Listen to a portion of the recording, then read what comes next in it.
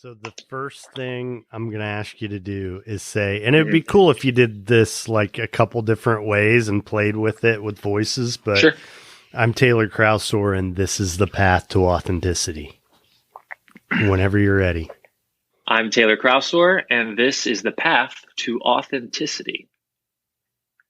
Do another one? Not yet. You would just keep doing them? Yeah, Oh, okay. do a few. Let's see.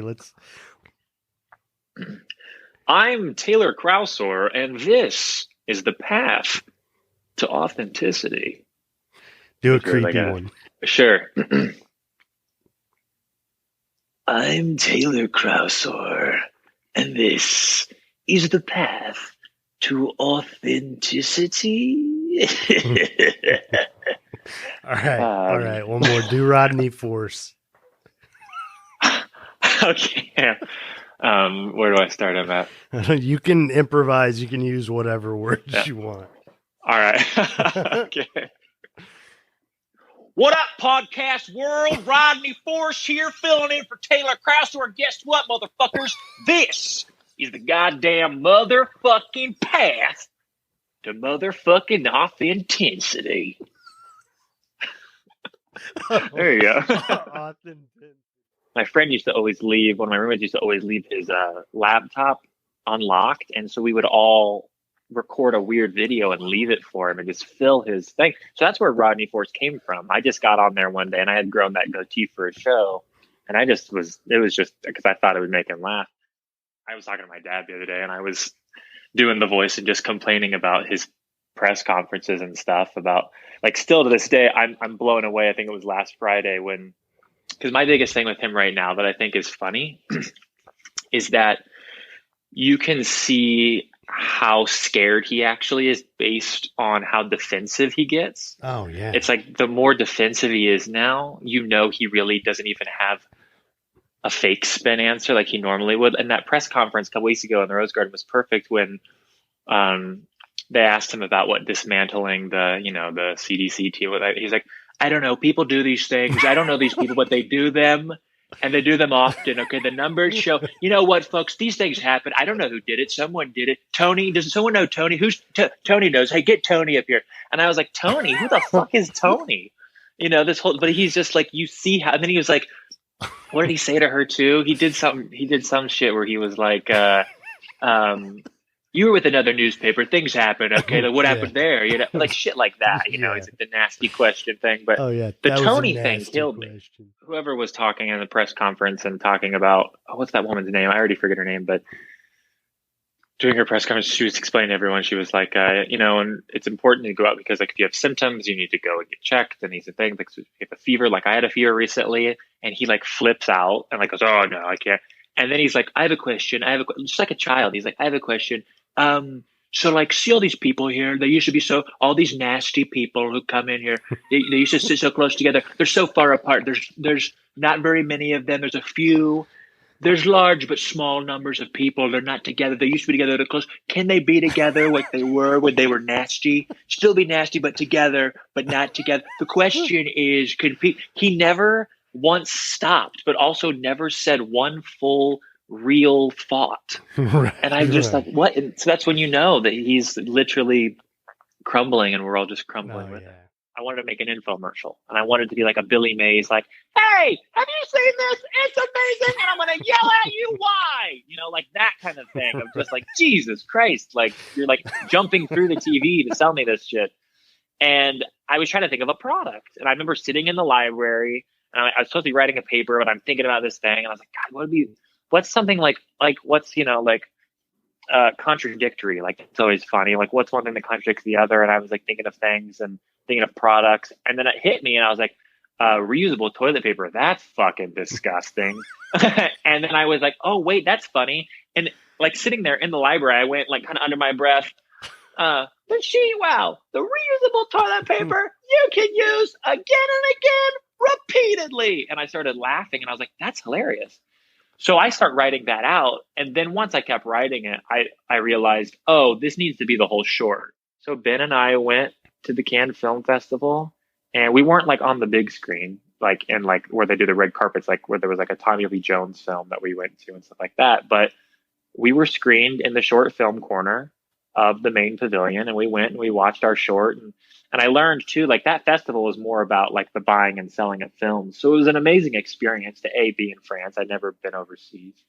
But we had, little like cards of our film, and we're passing them out, and we're trying our best to, like hustle, right, and be out there. Like, we were invited one night. This was crazy. We were invited one night to a party, because that's all you do is you get up early, you go see films all day, and then people just party all night long. And I'm not a big partier myself, but I would like stay out and go to these crazy places. And one night we were in someone's home up in like the hills, overlooking the whole like island area, and you see the beach and the water, and there's a big pool. It's a beautiful place. There's all these fancy people there. And also, I'll never forget, at one point they're like, "Excuse me, everyone, please direct your attention to the pool for your entertainment." And some ballerina just walks out and just starts performing, and this cellist comes out and starts playing, and she's just doing her thing around this pool, and we're all watching. I'm like, where the hell am I? Like, this is crazy. Right. So it was a cool experience, and that was a very cool thing to do. And to this day, it's like that's been the biggest lesson to me of, what can come from collaboration and believing in something, and also having a passion for it too. It was like, for me, I was like, oh my God, I don't want to do a bad Obama impression. So I really worked on that. And after a while, you just, well, Tom, you figure it out. And that's what we got to do, is we got to just go forward from here. Because when they go low, Tom, we go high.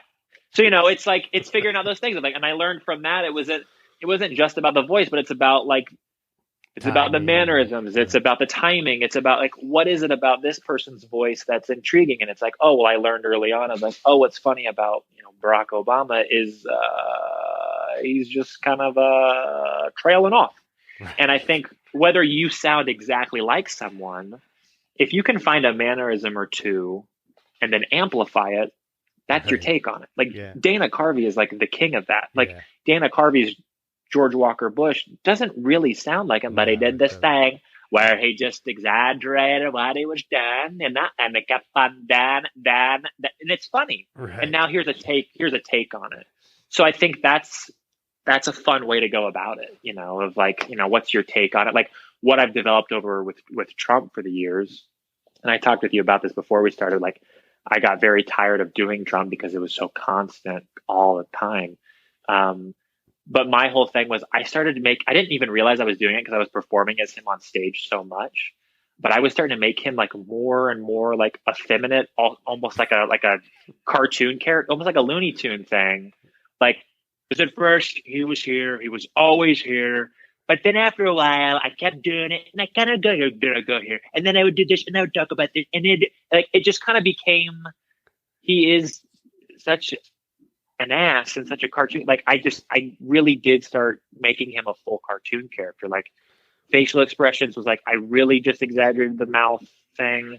Even if my face doesn't look like him, I exaggerated that. Like the hand movements and making sharp, quick, and the finger pointing, and always having like a few key things to say. Like, one of my favorite things to say, I would come out, because depending on we got a lot of tourists at that show. So there'd be some nights we would have all 100 seats full. And there'd be some nights, Tom, where it would be 12 people. And you still did that show for 12 people. Like, they paid for that, and not everyone too also loved news. It's just like, not everyone loves SNL. It's like, sometimes we get people that walk out or don't like the show, whatever. So those are the nights where I liked to come out as Trump. But anytime we had a small house, the one that killed every time is I would look at our accompanist, Ed, on the piano. And I'd be like, Ed, look at this audience. What a tremendous audience. Look at you guys. I see like a million and a half. Just tremendous. Look at the size of this crowd. I've never had a larger crowd. And this is going to be the largest crowd in the history of Broadway. Like, I just do stuff like that, or like whatever ridiculous things, or like around the new year, I always like to do a joke, whatever the year was. So like the last year we did the show before it closed, I'd be like, because of me, it is now 2020. Okay. That is the highest year in the history of years, like just stupid things that you would do.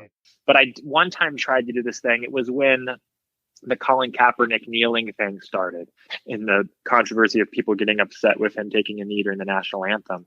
And my whole take was something along the lines of, like, I don't know why people think that's so rude and so unpatriotic. You want to know what's rude and unpatriotic is Jim Carrey doing the Pledge of Allegiance.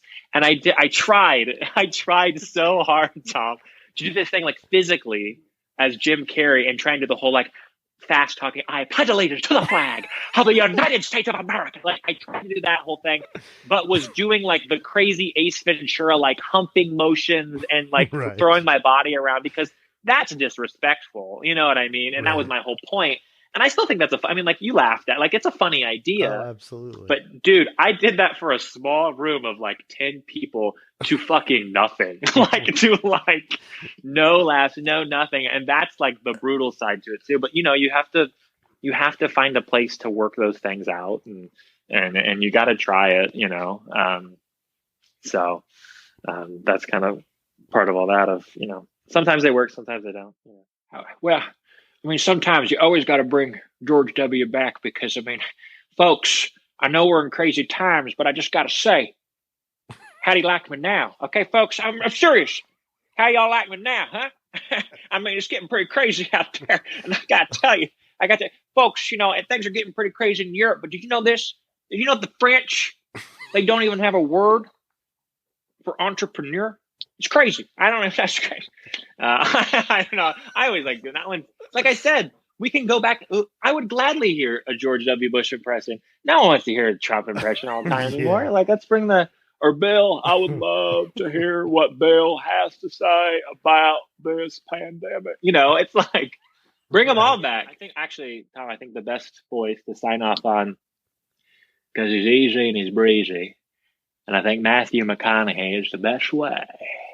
And we should end this whole experience, Tom, because when you think about it, it's mind-blowing that you could be taking a walk in the woods and you're looking up and you see a little leaf and it's just blowing in the wind.